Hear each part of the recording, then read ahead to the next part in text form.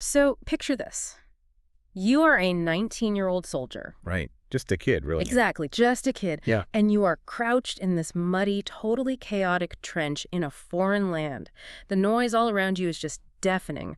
Artillery is literally shaking the ground beneath your boots. Dirt raining down on your helmet. Yeah, dirt is raining down. Your heart is just pounding against your ribs. Mhm. And in your hands, gripping this cold metal, you're holding a rifle. And your commanding officer shouting orders at you. Right. The enemy is advancing. Your duty to your country, your duty to your unit, and, frankly, to the person shivering in the mud right next to you, it demands that you raise that weapon and fire.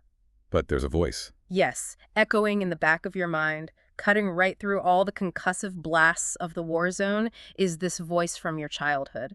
Maybe it's a Sunday school teacher, or a pastor, or, a parent. Yeah. And they are repeating these 4 absolute unbending words from a dusty King James Bible. Thou shalt not kill. Wow. I mean, the psychological weight of that exact moment, Well, it is just staggering. it's paralyzing. It really is. A person in that situation is, well, they're caught in the crossfire of 2 absolute mandates. You've got the duty to protect life on one side, and then what they believe is the ultimate immutable law of the universe on the other. It is a profound, paralyzing moral bind. Which is exactly why we are here. So welcome to you, the learner. We are so glad you are joining us today for this deep dive, because today we are stepping right into the middle of that trench. Right into the mud. Right into the mud. We are dusting off one of the most famous, probably the most cited, and frankly the most misunderstood texts in all of human history, the 10 Commandments. But, we are not looking at them as just some museum exhibit or like a piece of ancient trivia. No, not at all. Our mission today is to really peel back the layers of centuries of tradition. We're going to examine the original ancient Hebrew language and discover how these seemingly minor translations radically altered human history. And explore how these ancient doctrines intersect with the gritty, terrifying reality of modern military service. Yes. And to do that, we are working with 2 really extraordinary sources today. We really are. So the first one is this rigorous theological and linguistic breakdown from Torah Resource. It's authored by Tim Hegg, and he takes us deep, deep into the ancient Near Eastern context of these texts. It's fascinating stuff. And our second source kind of brings all that ancient history violently into the present. Yeah, it does. It's a 2011 issue of For God and Country, which is a journal published by Adventist Chaplaincy Ministries specifically for military-related personnel. Right. And we will be looking really closely at an essay in there on the biblical ethics of killing. That one is by James J. North, Jr. Alongside some intensely practical field guidance for deployed soldiers by Gary Council. And the juxtaposition of these 2 sources is really what makes this deep dive so compelling, because you have the academic ancient linguistics on one hand. Yeah, the deep scholarly work. Yeah. And then the hyper-practical muddy boots application on the battlefield on the other. And our first source, the Torah Resource Breakdown, it actually immediately shatters a core assumption most of us have. Oh, absolutely. It starts with a massive paradigm shift. Right. Because the original Hebrew text doesn't actually call them the 10 Commandments. No, it doesn't. The biblical text uses the expression Aseret Hedevarim. Aseret Hedevarim. Yeah, and translated literally, that just means the 10 words. The 10 words. I love that. It sounds, I don't know, almost poetic compared to commandments. It feels a little less like a judge banging a gavel and more like a definitive statement. Well, and calling them commandments actually kind of strips away the political and historical framework of the ancient world they were given in. How so? Tim Hegg points out that the Aseret Hedevarim are actually modeled, almost identically, on a very specific type of legal document from the ancient Near East. It's called the Suzerain Vassal Treaty. Okay, let's map that out for the learner. What exactly is a suzerain vassal treaty? So, in the ancient world, and we see this heavily with the Hittites, for example, empires were managed through these specific geopolitical contracts. Like ancient foreign policy. Exactly. So a great king, a powerful emperor, was known as the suzerain. This king had immense military might and vast resources. But, he couldn't be everywhere at once. Right. No radios, no internet. Exactly. So he would make a treaty with a lesser regional ruler. And this lesser ruler was known as the vassal. Okay, suzerain and vassal. Got it. And this treaty was a legally binding covenant. The vassal swore absolute obedience, exclusive loyalty, and promised to pay tribute. Taxes, basically. Yeah, taxes. And in return, the suzerain guaranteed the vassals protection from outside invaders and provided military backing. So it was a symbiotic, though obviously unequal, relationship. So it's essentially an ancient geopolitical protection racket, but like formalized into high statecraft. That's a great way to put it, yeah. And there were strict penalties, presumably, if the vassal tried to break away or side with someone else. Oh, incredibly strict. The treaties always included a section of curses and blessings. If the vassal rebelled, or say, tried to make an alliance with a different great king, the suzerain would bring the full force of his empire down to crush the rebellion. Wow. And the structure of these treaties was universally recognized across the ancient world. Like, when a document followed this specific format, everyone knew exactly what kind of relationship was being established. And the 10 words follow this exact format. They do, perfectly. And the most critical piece of evidence is actually how the text begins. Okay. Because a suzerain-vassal treaty, it never just starts with a list of rules.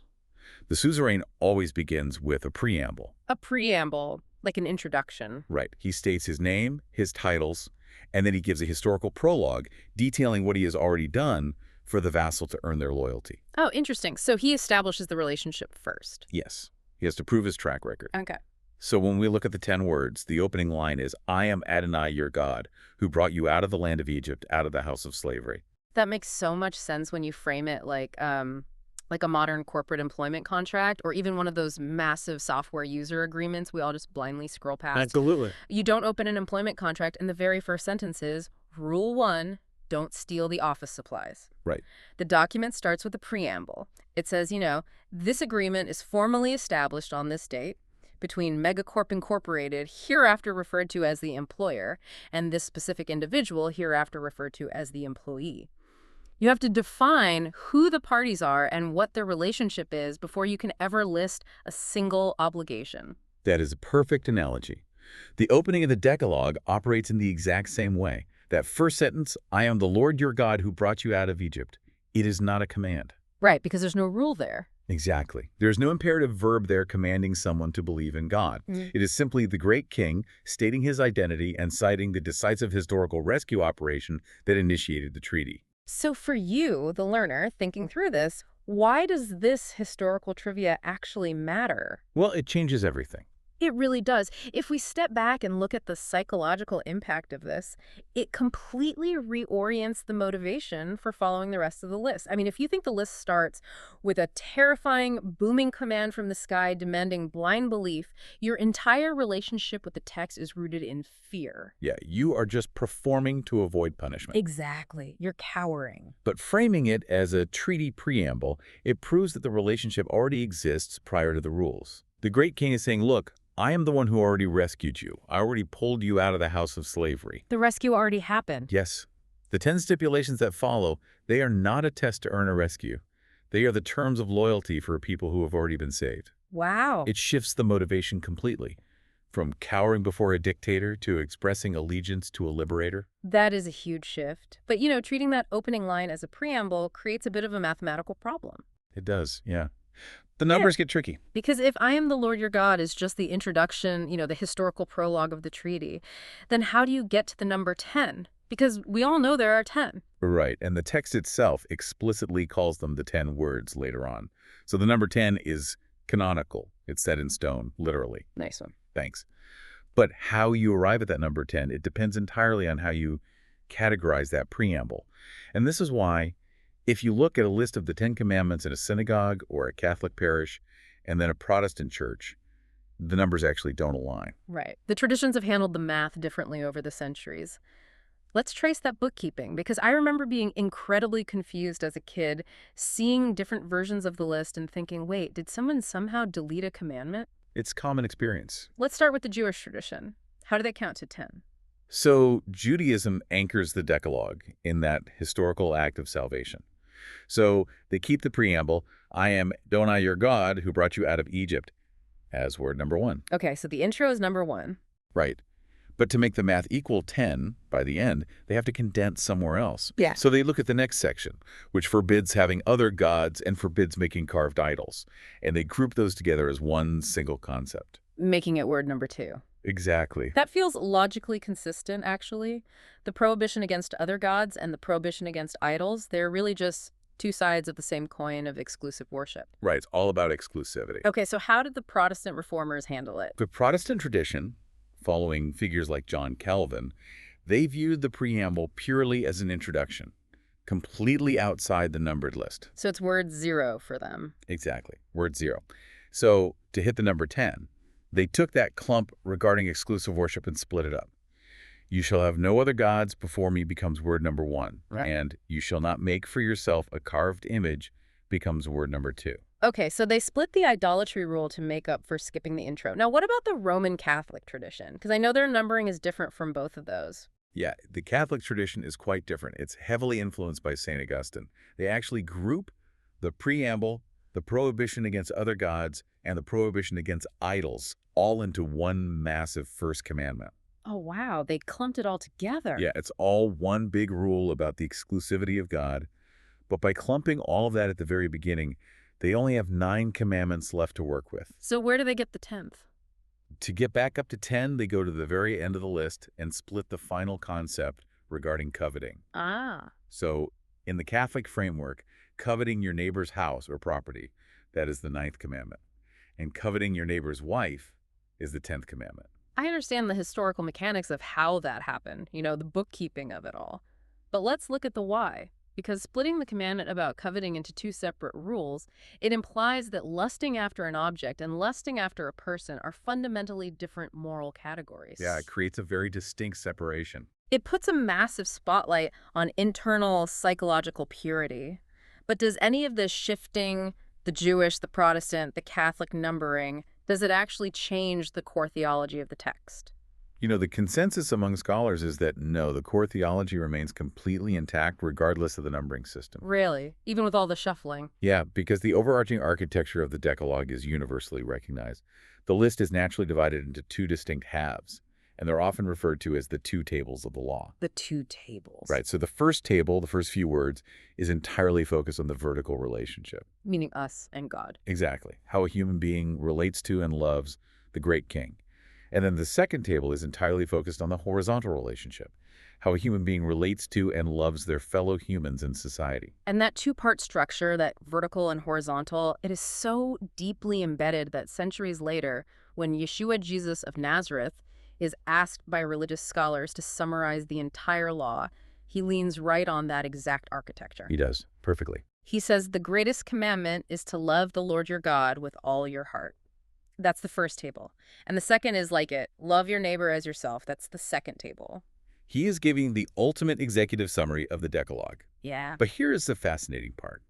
The transition from the first table to the second table isn't just an abrupt cut. There is a structural bridge that connects the vertical love of God to the horizontal love of neighbor. A bridge. What's the bridge? That bridge is the 5th word. Honor your father and your mother. Okay, wait. Why is that the bridge? Why wouldn't honoring your parents just be the first rule of the second table? Just the start of how to treat other people. So, Torah Resource highlights the incredible developmental psychology embedded in this text. Psychology. Think about how a human being actually grows. An infant has no concept of a heavenly, invisible Suzanne. Obviously not. Their entire universe, their absolute source of life, authority, and provision is their parents. Right. To a baby, the parents are practically gods. Exactly. So by learning to submit to the authority of their parents, a child is actively being trained in the exact posture required to eventually submit to the authority of God. Oh, wow. And simultaneously, the parents are the very first neighbors the child interacts with. They are the first humans the child must learn to respect. So it does both at once. Yes. Mm-hmm. Honoring parents is the incubator, where a human learns both how to revere God vertically and how to value other people horizontally. It sits perfectly on the fulcrum of the 2 tables. The ultimate pivot point. That is a brilliant piece of ancient psychology. I mean, they really thought of everything. It's beautifully designed. Let's dig into that first table a bit more, though. The words concerning that vertical relationship with God. Because our source material goes really heavy into the original Hebrew here. And, well, it becomes very clear that our English translations have smoothed over, or frankly, entirely lost, some terrifyingly specific nuances. Terrifying is the right word. We miss a lot in English. Let's look at the second word. In English, we usually read it as, "You shall have no other gods before me." Right.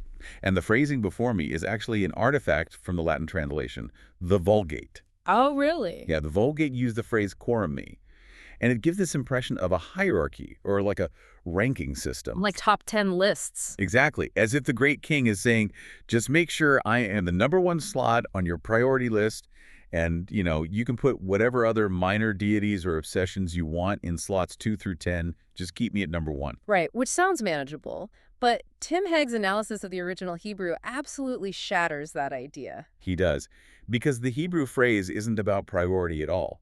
The phrase is al panai. Okay, what is the literal translation of Alpanai? It carries the meaning of beyond me or in addition to me. In addition to me, wow, that fundamentally changes the rule. It's not a priority ranking, it is an absolute exclusivity clause. Exactly. It prohibits any form of polytheism, of course, but it goes deeper into the actual mechanics of ancient idolatry. What do you mean? Well, in the ancient Near East, creating a carved image of a god wasn't just about having a nice focal point for prayer. It was believed that through the idol and through specific rituals, a human could actually manipulate or obligate the deity. Oh, like magic. Essentially, yes. Aye. If you performed the right sacrifice in front of the right statue, the god had to bring rain. The god had to grant victory in battle.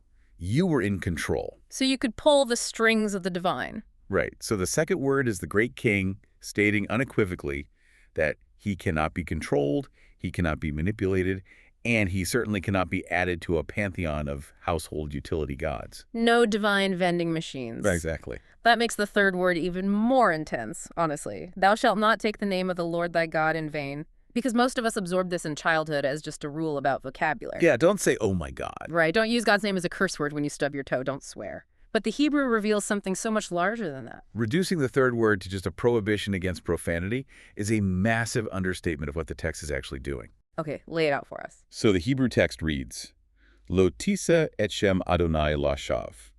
There are two words here that really unlock the actual meaning, the verb nasa and the noun sheva. All right, let's pull those apart for the learner. Start with the verb nasa. So nasa does not mean to speak or to utter. It is not a vocal word. It is a physical action verb. It means to lift up, to bear, or to carry. Like carrying a box. Yes. You would use it to describe carrying a heavy load or lifting up a military banner on a battlefield. Okay, so you are carrying or bearing the name, like a flag. Now, what about sheva, the word translated as in vain? Sheva conveys the idea of emptiness, worthlessness, falsehood, or vanity. It is something that just lacks substance or reality. So put those together. The command isn't about speaking a word at all. It translates to something more like, you shall not lift up or bear the name of Adonai your God to that which is worthless or false. Precisely. And in the ancient context, this heavily targeted the practice of taking false oaths. Like perjury. Yes. If you swore to a lie in a legal proceeding and invoked the name of the great king to make your lie seem true, you were taking the weight, the reality of the suzerain, and attaching it to worthlessness. You were trying to counterfeit reality using the divine seal. That is incredibly manipulative. It is. But it also applied to individuals who claim to represent the great king, but live lives of total corruption and injustice. Okay, this reminds me of an analogy we use in the corporate world. Oh, let's hear it. Imagine an employee who puts on the official company uniform, with the corporate logo emblazoned right on their chest. And then they go out into the city and commit terrible crimes or abuse people on the street. That's a PR nightmare. Right. They aren't just doing something bad in isolation. They are bearing the brand's identity while doing it. They are literally lifting up the sovereign's name to worthlessness. They are acting as a false ambassador. That captures the essence of the third word perfectly. To claim the identity of the vassal, to bear the name of the great king, while engaging in actions that are fundamentally opposed to his character, is the ultimate profanation. Because everyone looking at you blames the king. Exactly. It is emptying the name of its meaning in the eyes of the watching world. The stakes are so much higher than just managing your vocabulary when you're angry. So much higher. Okay, let's move to the fourth word, the final mandate of that first table. Remember the Sabbath day, to keep it holy. And again, our source material highlights that the English word remember does not really capture the ancient intent. We are looking at the Hebrew word zachor. Yes, sure. Because in modern English, memory is a purely cognitive function. It happens entirely inside your brain. Right. If I say remember your anniversary, I just mean recall the date to your mind. hopefully followed by buying a gift, but yes, it starts in the mind. Right. But in the linguistic environment of ancient Near Eastern treaties, Zuchor is an action verb. It means to act in loyalty to the covenant stipulations. So it absolutely requires a physical response. Always.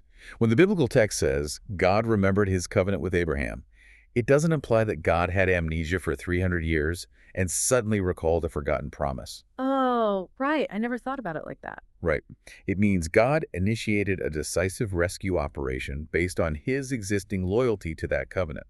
Therefore, for a human to remember the Sabbath, it means to actively perform their loyalty to the great king by actually participating in the rest he commanded. It's an act of allegiance. Yes. And the inverse is true. In this covenantal language, to forget does not mean a simple lapse in memory. To forget is to actively rebel. But the rigid application of that rest created massive controversies later on, which the Torah resource explores through the teachings of Yeshua. Because how do you balance the absolute command to rest with the messy, unpredictable realities of life in a broken world? Emergencies happen. They do. And Yeshua addressed this beautifully. He utilized a classic rabbinic argument style known as qual vuchomer. Qual vuchomer, what does that mean? It means arguing from the minor to the major, or, a fortiori argument. Okay. So he addresses the religious leaders of his day who had created incredibly strict parameters around the Sabbath. Yeah. And he presents a scenario to them. He says, if one of your sheep falls into a pit on the Sabbath day, will you not take hold of it and lift it out? And the obvious, universally accepted answer among his audience was yes. I mean, you don't let your livestock suffer and die just to observe a legal technicality. That was their livelihood. Exactly. They all agreed on that. So Yeshua makes the qual vuchomer leap from the minor to the major. Oh. If it is lawful and right to perform the intense labor of rescuing a sheep, an animal on the Sabbath, how much more valuable is a human being who actually bears the image of the great king? So human life trumps the resting rule. Right. He concludes, therefore it is lawful to do good on the Sabbath. And this has massive real-world implications for how this ancient treaty is lived out today. The source material draws a direct line from this principle to modern professions that operate on the front lines of human frailty. Doctors, nurses, paramedics, firefighters, police officers. People who don't get to just take Saturdays off. Exactly. Yeah. For these individuals, engaging in the strenuous, often exhausting labor of saving human life on the Sabbath, it is not a violation of the fourth word. It's actually the highest possible fulfillment of it. Wow. Preserving the life of an image bearer is the ultimate act of loyalty to the great king. And the supreme value of preserving human life provides us with just the perfect, seamless transition to our second source. And really to the absolute most misunderstood, heavily debated mandate on this entire list. Yes. We are officially crossing the bridge of the fifth word-honoring parents and entering the second table of the law, the horizontal relationship with our neighbor. We arrive at the sixth word. The sixth word. This is where we leave the ancient sands of the Near East and drop directly into that muddy trench we talked about at the very beginning of the show. We are opening up the 2011 issue of Forgotten Country, the journal for military-related Seventh-day Adventists. And the focus here is incredible. It is. It focuses on the profound, devastating cultural impact of the 1611 King James Version of the Bible. Because the King James scholars, they translated the sixth word into 4 simple English words, thou shalt not kill. The impact of those 4 words on the English-speaking world, it is honestly impossible to overstate. It shaped ethical philosophy, it influenced national laws, and for hundreds of years, it fueled movements of absolute pacifism within various Christian traditions. We really have to sit with the psychological reality of this. Think about the learner listening right now. If you are raised to believe that the ultimate moral authority of the universe has decreed, without exception, thou shalt not kill. Right. And then a draft board hands you a rifle and sends you to Europe or the Pacific or the Middle East. The internal conflict is catastrophic. It's tearing you apart. You are being ordered by your government to commit what you genuinely believe is a mortal sin. The cognitive dissonance, the spiritual trauma for a soldier in that position is immense. So how does James North Jr., in his article, attempt to dismantle this bind? North addresses this crisis by returning to the foundational principles of biblical interpretation, specifically the concept of hermeneutics. He relies on the principle of sola scriptura, which is the idea that the Bible must interpret itself. Right. You cannot just isolate 4 English words from the 17th century translation, divorce them from their original linguistic context, and build an absolute ethical framework on them. Yeah. You have to let the original ancient language and the way that language is actually applied throughout the entire corpus of the text define the parameters. Okay, let's go back to the Hebrew then. The King James says kill. What is the actual Hebrew word used in the sixth word? The Hebrew text uses a highly specific 3-letter root word, ratzak. Ratzak. This is the absolute crux of the whole issue. Ratzak does not simply mean to kill. Wait, if ratzak isn't the general word for killing, what is... I mean, if I want to describe an animal killing another animal, or a soldier killing in battle, what word do I use in ancient Hebrew? The broader general Hebrew term for taking a life is harag. Harag, okay. But the great king, in dictating the treaty stipulations, did not use harag. He specifically, intentionally chose ratzak, and ratzak has a very narrow, legally defined scope. What's the scope? It strictly means to wrongly take a person's life. It is the specific word for premeditated, malicious, unjust murder. It implies crushing or breaking someone unlawfully. Wow. The learner, let that semantic difference wash over you for a moment. If you are that 19-year-old soldier in the trench, the psychological relief of understanding that distinction is monumental. It changes everything for them. It does. The ancient text fundamentally categorizes the taking of a life in combat, or in the act of defending innocent life from an aggressor, as something entirely legally and morally distinct from premeditated, malicious murder. Yes. The biblical text acknowledges that the taking of human life is always a tragedy. It is always a reflection of a deeply broken, violent world. But the sixth word is not establishing a blanket rule of pacifism that prevents self-defense or the defense of a vulnerable neighbor. Right. It is specifically prohibiting the unjust, illegal, malicious destruction of an image bearer. But, you know, the ancient Israelites didn't just leave this as some abstract linguistic theory for scholars to debate over tea. They had to build a functioning society. So how did they practically, legally legislate the difference between killing and murder?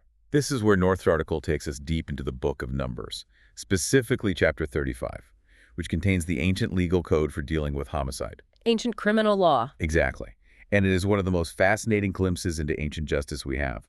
The text sets up rigorous legal categories differentiating intentional murder from unintentional manslaughter. Okay, let's look at those categories. How did they define intentional murder? The text is shockingly explicit and concrete. It defines ratzak intentional murder by the circumstances and the implements used. Like the murder weapon. Right.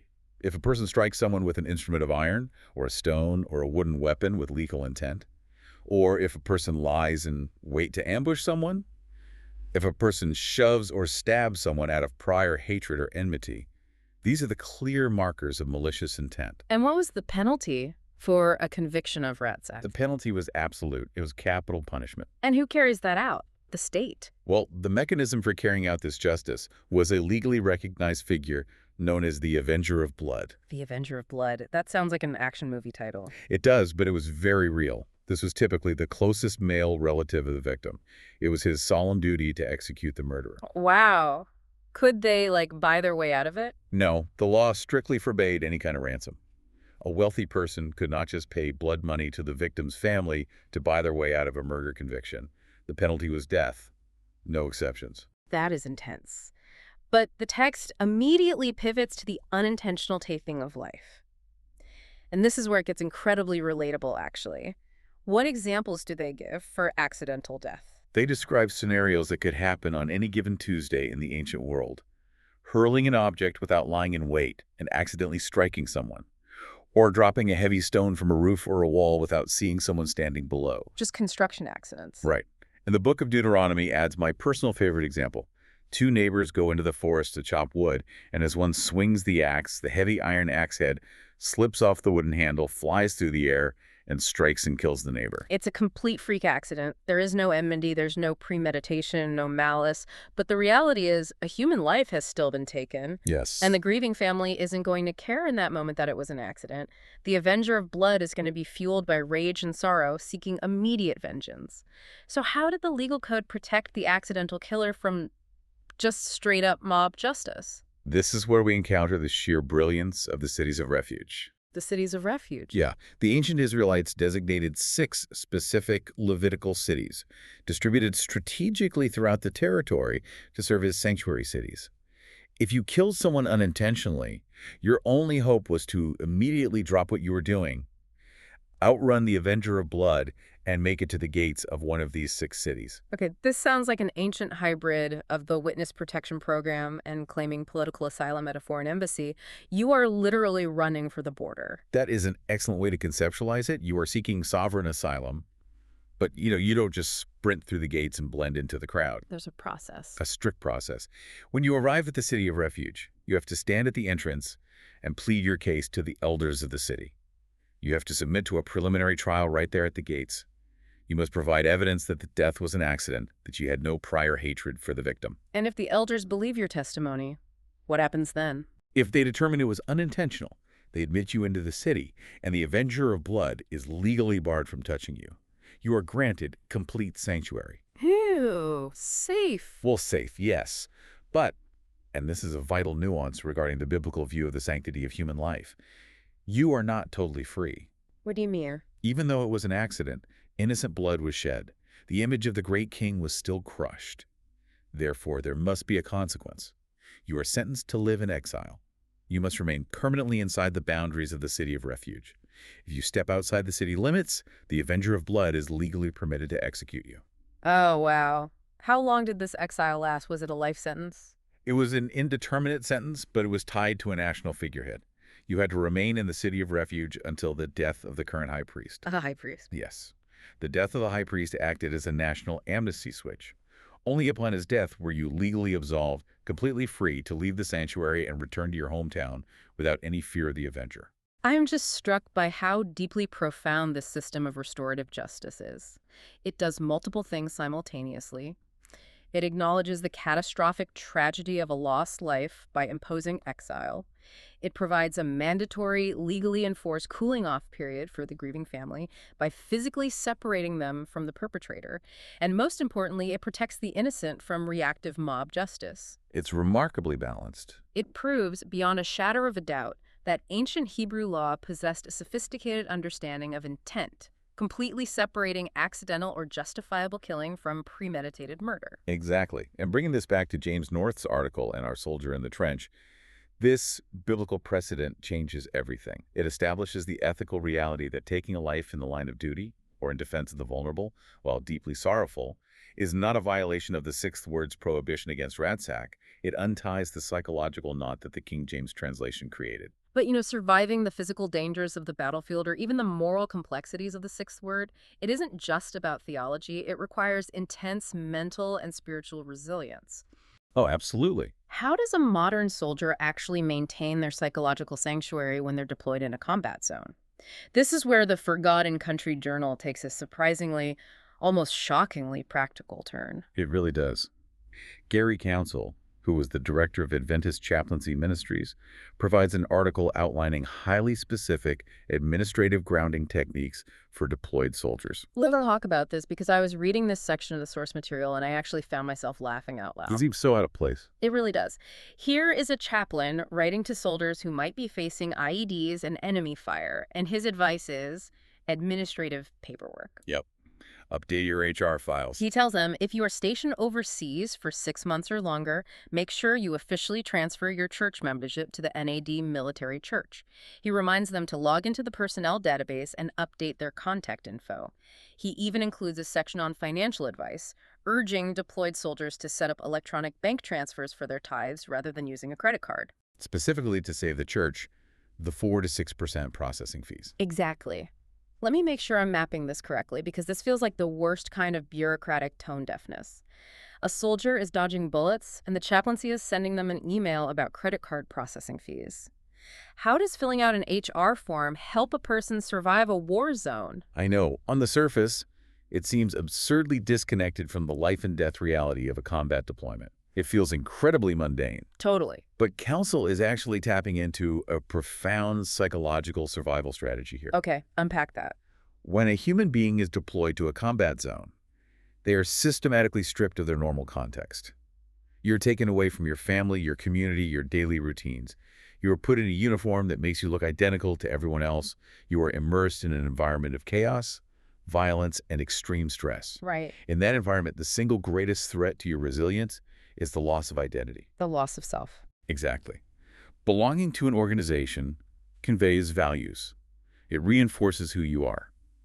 So, Council's advice to manage this administrative paperwork is actually a strategy to maintain a physical, tangible tether to the soldier's spiritual anchor. Oh, I see. Transferring your membership isn't just bureaucracy. It is a declaration of, I still belong to this community. I still hold these values.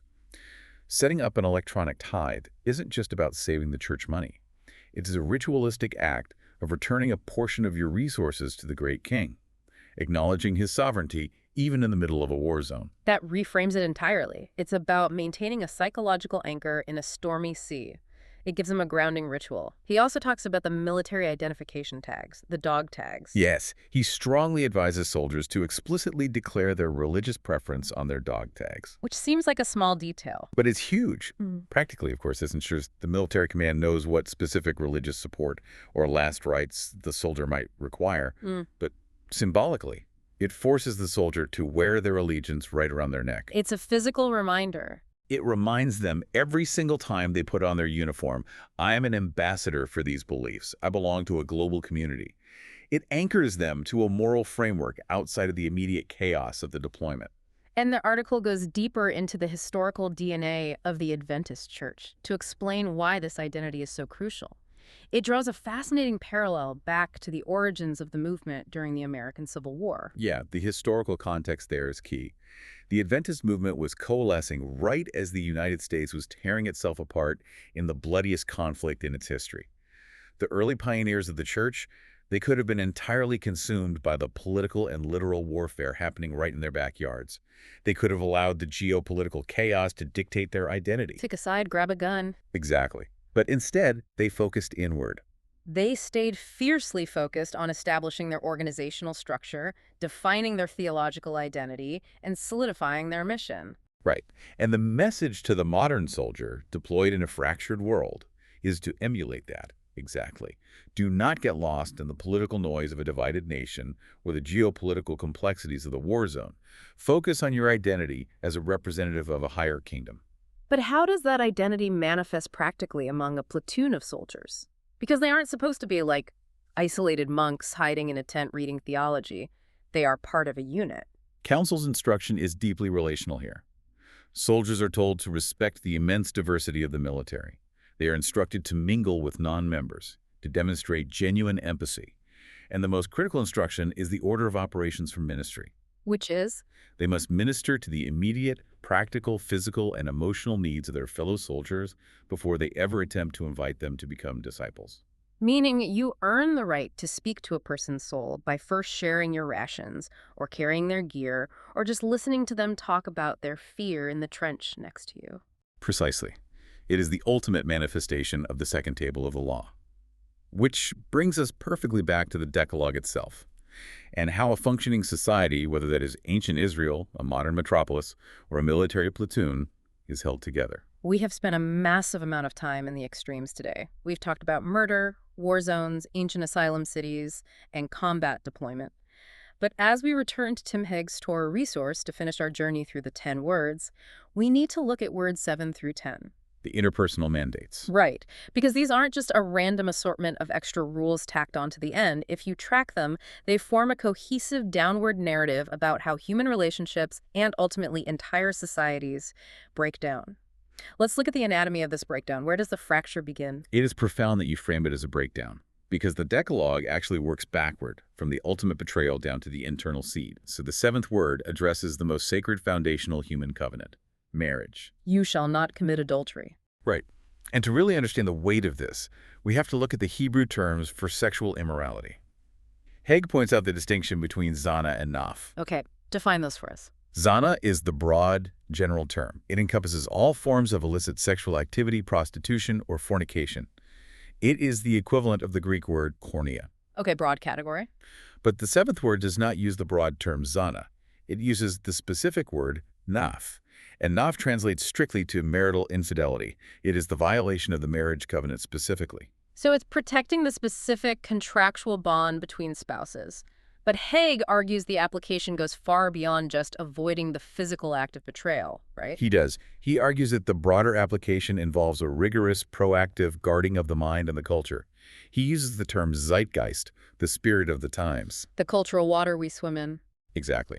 In an era, whether ancient or modern, that is inundated with sexual imagery where commitments are treated as disposable, honoring the seventh word requires an active discipline.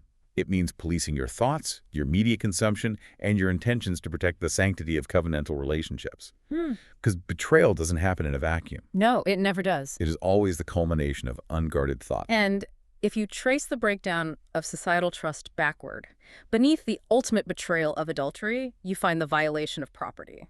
The eighth word, you shall not steal. Now, we all inherently understand that taking someone's wallet is wrong.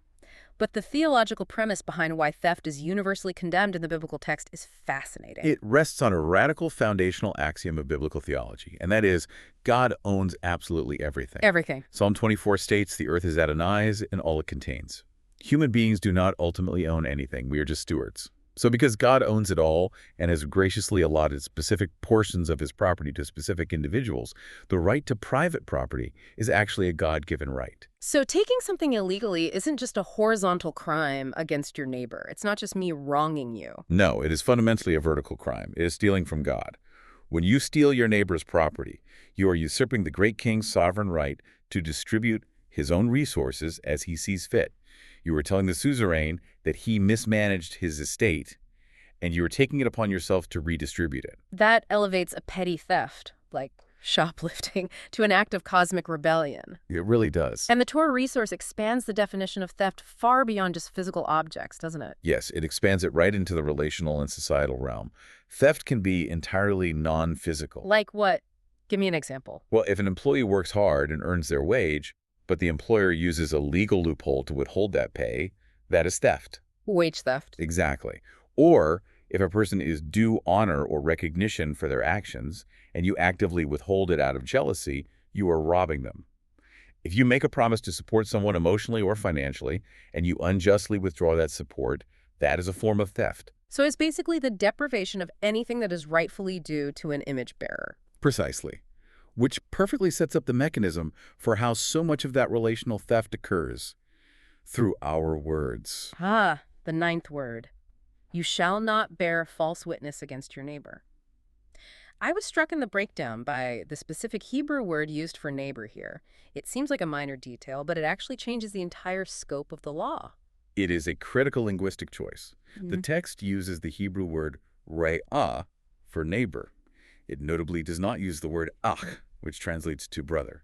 Why does that distinction matter so much, neighbor versus brother? Because if the great king had used the word ach, meaning brother, human nature would immediately look for a loophole. We are very good at finding loopholes. We are. We would argue, okay, I cannot lie in court or bear false witness against my biological brother or a member of my specific clan or someone from my own religious group. But the Canaanite traitor, the foreigner, the person outside my tribe, they aren't my brother. Therefore, it is legally permissible to lie to them or cheat them. Tribalism at its finest. You have an in-group that gets the truth and an out-group that gets exploited. Exactly. But the use of re'ah destroys that loophole completely. Re'ah is a universal term. It applies to any fellow human being, regardless of their nationality, tribe, or status. The mandate for absolute truthfulness and justice in speech applies universally to every person created in the image of God. And this connects deeply to the Jewish concept of Lashon Hara, right? The sin of the evil tongue. Yes. Lashon Hara is considered one of the most destructive forces in human society. It encompasses perjury in a courtroom, certainly, but it also includes the insidious everyday destruction of gossip. Just casual rumors. Right, spreading unconfirmed rumors, character assassination, or even sharing truths with the malicious intent to damage reputation. And the text makes a terrifying addendum to this. Silence is complicity. Explain that. How can silence be a violation of the command not to speak falsely? You aren't saying anything. If you are present when a falsehood is being spread about someone, or a reputation is being unjustly destroyed, and you possess the truth, but choose to remain silent just to protect yourself or avoid conflict, you become an active accomplice to the false witness. Your silence empowers the lie. which happens continuously in our modern hyper-connected society. We watch reputations get shredded online based on partial truths, and we say nothing. All the time. But if we dig all the way down to the bedrock of human corruption, beneath the false words, beneath the theft, beneath the broken covenants, we find the root cause. We arrive at the 10th and final word, you shall not covet. The Hebrew word is shamad. Shamad is a fascinating word. It simply means to desire, to take pleasure in, or to delight in. And it is crucial to understand that desire, in and of itself, is not inherently evil. Right, desire is natural. Exactly. The biblical text uses shamad in positive ways all the time. A person can deeply desire the wisdom of God or desire righteous life more than fine gold. So when does shamad become a violation of the treaty? It becomes coveting when that desire is unchecked, ungoverned, and fundamentally selfish. When you develop an inordinate, obsessive desire for something or someone that rightfully belongs to another person. It is the refusal to be content with what the great king has allotted to you. But, I mean, this creates a massive legal problem, doesn't it? Let's think about the mechanics of this. Okay. The first 9 words. Idolatry, Sabbath breaking, dishonoring parents, murder, adultery, theft, perjury. These are all tangible external actions. You can legislate them. A society can establish a court of law, call witnesses, examine evidence, and prove beyond a reasonable doubt that someone committed perjury or stole a sheep. Right. There is physical proof. But coveting is entirely internal. It is a feeling. It's a thought crime. How on earth can a legal code regulate an internal emotion? Well, it can't. No human court can prosecute coveting because no human can read a mind. And that is exactly the point. That's the point. Yes. The 10th word operates on an entirely different frequency than the other 9. The first 9 regulate the external boundaries of society. The 10th word is the diagnostic tool for the human heart. It reveals that the ultimate problem is not behavioral, it is internal. Coveting is the hidden, invisible root of every other interpersonal sin on the list. It's the seed that grows the poisonous tree. Exactly. Trace the pathology of sin. What leads a person to steal? It begins with an unchecked internal desire for what isn't theirs. What leads to adultery? It begins with an internal selfish desire for someone else's spouse. What leads a person to bear false witness or even commit murder? It begins with a covetous desire for power, revenge, or the status of their neighbor.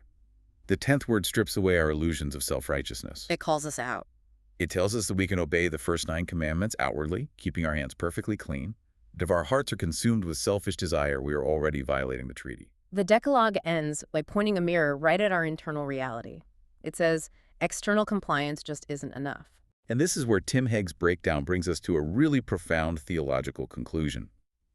The 10th word proves that a legal code carved on stone tablets can diagnose the disease of the human heart, but it cannot cure it. It just shows you the symptoms. Right. It points forward to the ultimate promise of the biblical narrative, the new covenant. The prophet Jeremiah speaks of a day when God says, I will put my law within them, and on their heart I will write it. The entire trajectory of the text is moving from laws written on cold stone outside of us, demanding begrudging compliance, to laws written on the living flesh of our hearts, resulting in internal, joyful transformation. The learner. Let's take a breath and recap the incredible journey we have been on today, because we have covered massive, sweeping ground. We really have. We started by dismantling our Sunday school assumptions, realizing that the 10 Commandments are actually the 10 words, patterned after ancient suzerain vassal treaties. They begin not with a threat of punishment, but with a historical preamble of rescue and relationship. And we navigated the crucial, life-altering semantic difference between the broad English term kill and the highly specific Hebrew term ratsack for premeditated murder. We ran for our lives to the ancient cities of refuge, exploring a profound, sophisticated system of restorative justice that protected the unintentional manslayer while honoring the sanctity of life. And we stood in the muddy boots of modern soldiers, learning how something as simple as updating an HR database or wearing dog tags with a religious preference acts as a vital psychological anchor in the chaos of a war zone. And we finished by examining the anatomy of societal breakdown, tracing the external actions of theft and false witness down to the invisible internal root of coveting, ending with the realization that true justice requires a completely transformed heart. It changes everything about how you read this ancient text. It is not a dusty artifact behind glass. It is a living document that continues to shape the most extreme environment of the human experience. But before we sign off, we want to leave you, the learner, with a final, provocative thought to mull over on your own, something that builds on what we've unpacked today. Yeah. Think back to our deep dive into the Book of Numbers. Think about the ancient concept of the Avenger of Blood, driven by reactive rage and the profound wisdom of the City of Refuge. Right. In our modern, hyper-connected digital world, we often see the dynamics of cancel culture acting as a digital Avenger of Blood. Mm. When an individual makes a mistake in the public square, sometimes a genuinely unintentional mistake, a clumsy wording, an out-of-context statement, the digital mob immediately forms. And the mob demands absolute, immediate social execution. There is no trial, there is no ransom, Yeah. and there is certainly no grace. Exactly. So the question we must ask ourselves is, in our modern era, what are our cities of refuge? Where do people run when the mob is chasing them? Have we completely lost the ancient wisdom of providing sanctuary for the unintentional manslayer? Have we lost the ability or the patience to protect a person's life and livelihood while we wait for the dust to settle? Are we still capable of investigating intent before we permanently destroy a reputation? It is a profound question about restorative justice and the sanctity of human dignity, hidden right there in the ancient text of Numbers, demanding an answer from our modern society. It really is. What a profound challenge. The monument isn't just cracked, it is demanding that we actually engage with it in the trenches of our own daily lives, our online interactions, and our communities. The Learner, thank you so much for joining us on this exhaustive deep dive. Keep asking those hard questions, keep looking beyond the surface of the texts that shape our world, and we will see you next time.